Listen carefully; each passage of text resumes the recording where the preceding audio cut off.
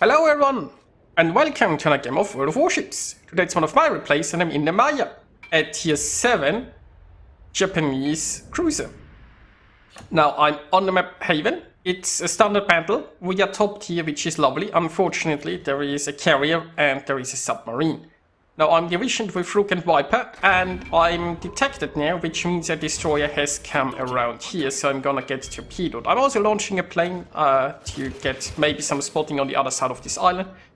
I've got my hydro going, and now I need to maneuver. So I'm trying to tuck in very closely to this island, because I'm expecting torps from my left side.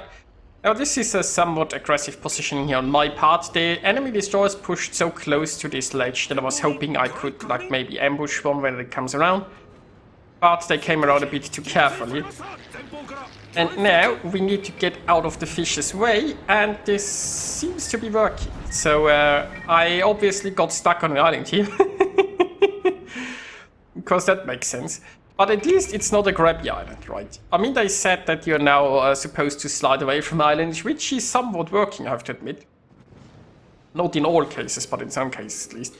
And yeah, the island didn't grab me. I'm able to somewhat squeeze by now. Now, the situation is getting a little bit more complicated because more enemies arrive. Now, I can hydro here destroyers on the other side, which is lovely. But there are bigger ships coming this way. The enemy destroyers are taking a lot of damage, but the Omono is coming around. And then there is the Renown. The Renown is not in an aggressive mood. But it might shoot me from back there. Now I'm going to switch to armor piercing here, and I'm using my reload booster, hoping to get a salvo out before this Omono turns away. Unfortunately, it's already a little bit too turned. Then again, on the other hand, maybe it likes a fish. Good start, good start. So, fishes, well, one fish has been fed to the enemy. And the enemy team also lost one DD here already. Now well, I'm not actually getting shot by anything. I suppose the Renown is still aiming at me. But we can't see it, so it hasn't fired in a bit. Oh, and speaking of seeing things, there is the Gallant. Unfortunately, I'm still at armor piercing. I probably should have switched that back to high explosive earlier. But that Gallant didn't live long enough anyway. Now, I suppose my armor piercing might not be the worst choice against the Leander. Well, it's turn. I have a feeling the Leander and the Renown are just going to run away. They wanted nothing to do with their allies there in the front and just turn around and abandon them. Meanwhile, our other flank isn't looking so nice though. We still have some ships there. Well, we have a carrier there that should probably realize that it's not an airfield. But it probably still thinks it's an airfield. Like when you look at the map, like on this side we are winning and on the other side we are losing. The enemy is pushing closer and closer to the carrier. And the carrier is still not moving. And the truly remarkable thing is, this is actually the side where the carrier is like attacking. Like you can't even say the carrier isn't aware of this because it's focusing on another part of the map. No, the carrier is.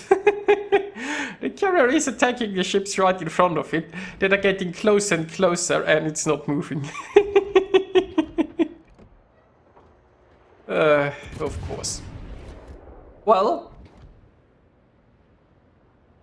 I can meanwhile shoot a Renown a bit. The Leander is getting a bit closer.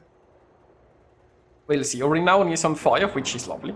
I mean, it's called the Frozen Lord. It's probably cold and it appreciates the fire. I mean, nothing in this name says that this Renown is willingly frozen. So we're just helping here, clearly.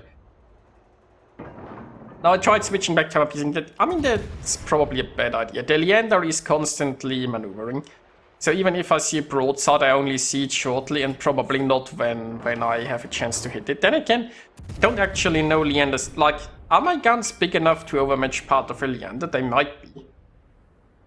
Leander isn't known for having good armor. So maybe armor piercing is a decent choice after all. Who knows? The more important thing is that our Other flank has now completely folded. Oh, our carrier, it's moving, it's moving. Now that it's the frontline ship, it's being shot at, and Makarov is behind it. Our carrier has finally realized it can move. It's about 5 minutes too late, but no, I guess it gained a certain amount of enlightenment. Maybe the next time it's in a battle, it's actually going to realize that it's not playing an airfield. Oh, we see there is another fire on the Renown. Unfortunately, I think that one has been damage conned, and well, I get about one more salvo off, then it's going to be out of range. So let's see if I get lucky or not. And no. Oh well. Can't shoot anymore, it's too far away. But I have plenty of other ships to shoot in front of me. Now the Scalisian here seems to be relatively broadside, it's also on low health. So maybe we are going to follow this up with some armor piercing, and then I'm using my last reload booster. Might as well. And then we will try. Now all of those ships are focusing the Makarov, which means for now I can remain full broadside. I also have to get slightly closer, like the battleship isn't even in my gun range, the Helena is barely. And they are all sort of running away. Of course, once that Makarov goes down, those ships will be focusing on me, and that might become an issue. Especially since turning while being under fire is going to be rather awkward. You don't really want to show that much broadside. We'll see how this turns out. Right now, obviously, I need to help defend, and yeah, now that Makarov has died. To be fair, I should probably... I mean, I can't turn right here currently because there's now an island towards my right. So I should have planned this a little bit better. I can't now... I mean, turning left now would be bad with how my guns are positioned. It will also take too long. So my plan of potentially kiting away once I'm close enough has been crushed. And now I'm not really in the best of shapes. There is a small island in front of me, but it's not really high enough to provide much of a cover. I'm still hoping that the Helena is going to show broadside, but so far it's not obliging, so I have to go back to high explosive.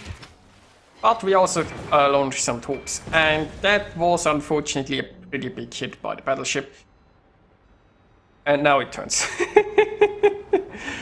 I've been shooting armor piercing all this time, and oh shit. Yeah, there is a sub. Okay, so that changes things, because it means I can't, like, stay stationary here or anything. It means I need to aggressively maneuver. Of course, I mean, I tried to damage Condit ping, which does nothing, it just pings again. My mistake. And now my torpedoes have been knocked out, so this has come to a very rapid conclusion here, and maybe I'll get torps off before I die. I could have done this a lot better, honestly, I think. I basically boxed myself in with the island, then I wasn't able to kite away, and then I got crushed. So, that's unfortunate, because this is a close, well, it's going in the enemy's favor. But maybe I still get a torp? And yes, I do. And it's even flooding. But all hope is not lost, because there are still a Viper and a Rook remaining. And Rook is trying to torpedo this Mysore. So why don't we have a look at this from Rook's perspective? The enemy cruiser is coming in, torps are on the way, and there's a citadel. Oh, it dodged the torps. It's unfortunately also still alive.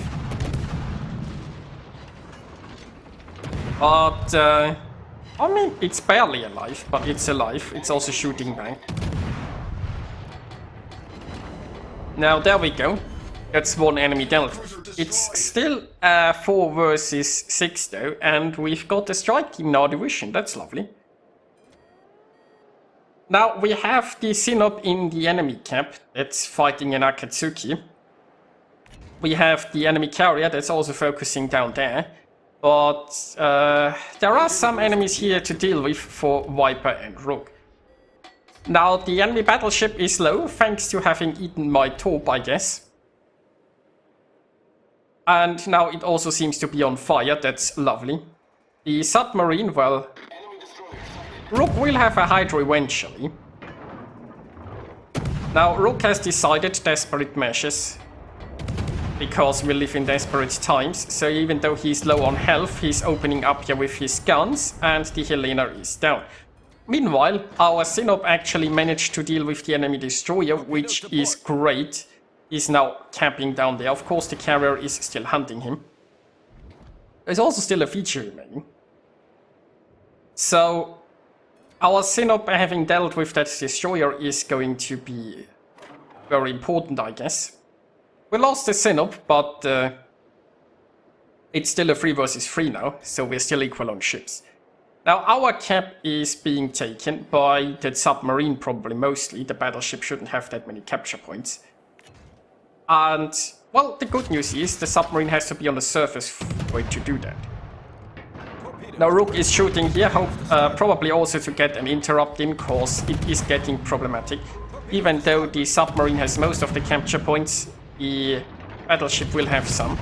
Rook just barely survived here. But the battleship is going down. Come on, go down. There we go, Viper got it.